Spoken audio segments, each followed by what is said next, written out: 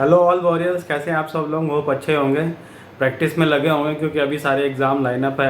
IBPS है, हो गया आरआरबी हो गया, अभी नोटिफिकेशन निकला था जैसे आईबीपीएस का, और सुप्रीम कोर्ट का भी नोटिफिकेशन निकला था। अभी देखिए सीजीएल टीयर 1 जिसने जिसने दिया था, जो जो क्वालिफाई हुए हैं कैंडिडेट्स टीयर 2 के लिए, उसकी भी लिस्ट आ चुकी है। एसएससी साइट में अभी अवेलेबल है, तो आप जाके देख सकते हैं। इसका पूरा डिटेल्स मैं आपको बताता हूँ। जैसा कि आप लोग देख पा रहे होंगे, जैसे जो 4 लिस्ट निकाली है उन्होंने एसएससी ने।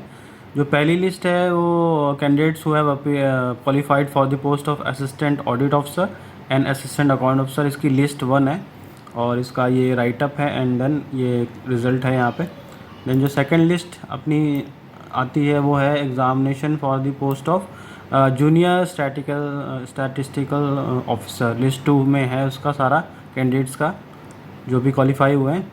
और लिस्ट 3 है जो post for the statistical investigator grade 2 के लिए, ठीक है। और बाकी सारी पोस्ट के लिए लिस्ट 4 है।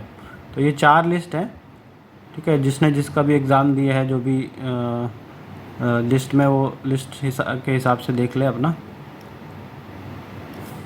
ये जैसे कि आप लोग देख पा रहे हो दोस्तों, टीयर 2 का जो पैटर्न रहेगा वो फर्स्ट अपना जो पेपर होगा वो क्वांट का सेक्शन का रहेगा।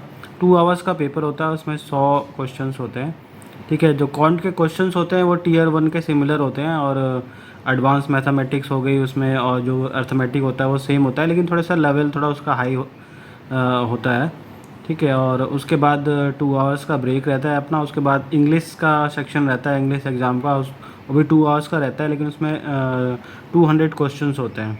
इंग्लिश में सेम आपका कॉम्प्रिहेंशन हो गया और क्लूज टेस्ट हो गया, उसके बाद सिनोनिम्स एंटोनियम्स हो गए, आइडियम्स हो गए, और एक्टिव पैसिव डायरेक्ट इनडायरेक्ट, ये सारा पैटर्न रहता है, वो सेम ही रहता है इंग्लिश में तो। और आसान पेपर रहता है, ऐसी कोई बात नहीं है, ठीक है। उसके बाद आपका टीयर 3 में आपका डिस्क्रिप्टिव टाइप टेस्ट होता है।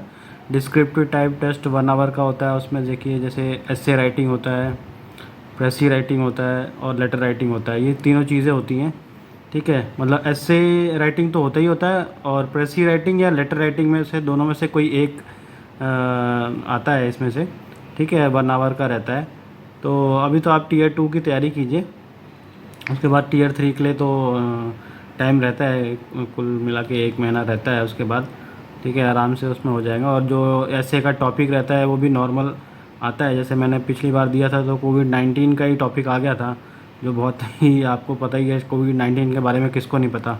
तो कोविड-19 का आया था, तो इसी टाइप के ऐसे के टॉपिक आते हैं, नॉर्मल टॉपिक आते हैं, तो सब उसमें लिख लेते हैं, कोई ऐसी बात नहीं है, ठीक है। बाकी लेटर राइटिंग का जो आपको है फॉर्मेट देखना पड़ेगा कि ऑफिशियल लेटर राइटिंग कैसी होती है, बिजनेस लेटर्स कैसे होते हैं, जो आपका पर्सनल लेटर्स होता है वो कैसा होता है। ये तीनों लेटर्स का वो आपको फॉर्मेट देखना पड़ेगा, पैटर्न देखना पड़ेगा, कहाँ पे क्या आता है, डेट कहाँ पे आएगी, बाकी फॉर्मेट जो है उसका वो देखेंगे तो हो जाएगा एक बार में ही, ठीक है। उसके बाद जो है टीयर 4 रहता है, जो आपका टाइपिंग या स्किल टेस्ट होता है, ठीक है। टाइपिंग टेस्ट होता है मेनली, स्किल टेस्ट, टाइपिंग और भी स्किल टेस्ट, ठीक है। तो ये सारे पैटर्न हैं, ठीक है। तो जो भी एग्ज़ाम क्वालिफाई किए हैं टीयर 1, उन सबको ऑल द बेस्ट। प्रिपेयर करते रहिए आप लोग सारे, जो मेरे साथी वॉरियर्स हैं, ठीक है। और वीडियोस देखते रहिए, जो भी मेरे जो भी अपडेट्स रहेंगी गवर्नमेंट जॉब्स की, या जो भी ऐसे अपडेट्स रहेंगी, मैं लगातार देता रहूँगा। और अगर मेरे चैनल पे नए नए हैं तो प्लीज़ सब्सक्राइब कीजिए चैनल को। तो thank you all warriors, thank you और all the best all warriors.